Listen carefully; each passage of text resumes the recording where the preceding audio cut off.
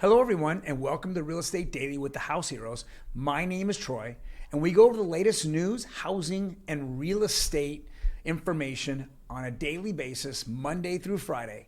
Today, we have a few big things going on in the real estate industry, and then we have all of our interest rates we'll go over. But first, let's go over the Housing Wire's latest news report. It says the housing industry will be soon up in ARMs. So ARMs are adjustable rate mortgage.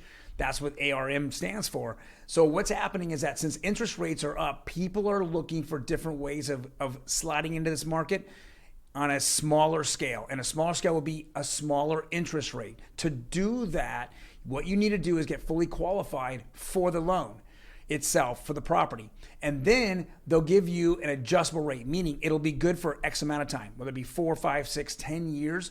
At that point, anytime during that point, you can refi into a smaller interest rate, but it gives you a discount up front. We know that rates are in the 5.5s. Typically, these ARMs are in the threes, the high threes-ish. Depends on where you qualify and the actual price of the property and what you're borrowing. But ARMs are the latest thing to hit the market, which we've been talking about now for about 2 or 3 months. Next article here is about new home builders. And I thought this was a very interesting graph. This graph is about the size of homes that new home builders are building. Now, I understand that if we go back to 1976, where this graph begins and it ends at 2020, that homes were smaller back then. But today, it's all about profit, not about production. So getting as many homes out there as possible for people to get into, that's how it was back in the 70s, 80s, 90s. If you look at this graph, it's very interesting how we continue to fall down. 1,400 square foot homes are typically what is considered the average first-time home buyer, maybe a 2-bedroom, 1-bath, or a 3-bedroom, 1-bath. We're just not seeing that many built.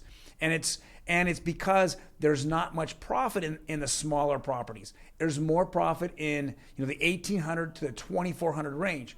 This is what's hurting our market. We have a shortage of homes right now, and the builders do not care so much about the shortage as they care about their profits. Now, the federal government needs to be stepping in here and having these conversations. If it's subsidizing the home builders for smaller homes or smaller tracts, make it more affordable for people, fantastic. But we just can't see this fall off and then continue to see the housing market go up and up. And this is the reason why this is one of the contributing factors of it going up and up, because there just isn't enough smaller entry-level homes coming in the market. The next article here is Fairway is the latest lender to trim workforce. So we've been seeing this over and over and over. It doesn't matter if it's Rocket Mortgage or it's Loan Depot, everyone's trimming, and they're trimming and trimming. Well, they made some record profits or at least very big profits in the first quarter of this year, and now they see that the refi business is completely gone, and hence we're just seeing the lenders are all just trimming their workforces. The majority of people that they're trimming off are unproductive loan officers, also some of the underwriters that just haven't been can't handle as many files or not as good as other underwriters, and then we're seeing processors and processing getting cut as well. Last article here is, of course, we go over every day the nationwide average of home interest rates. And so if we're seeing here the 30-year conforming conventional, it slightly ticked down to 5.4. Then we're looking at the 30-year fixed slightly, or pretty much came in flat. This is what we've been talking about now for the past 2 or 3 weeks. We're going to see flat rates. Already the 50 basis points that happened this month and the 50 basis points that is predicted for next month when the Fed meets, it's already baked in these rates. I've said it once, I'll say it every single time I'm on.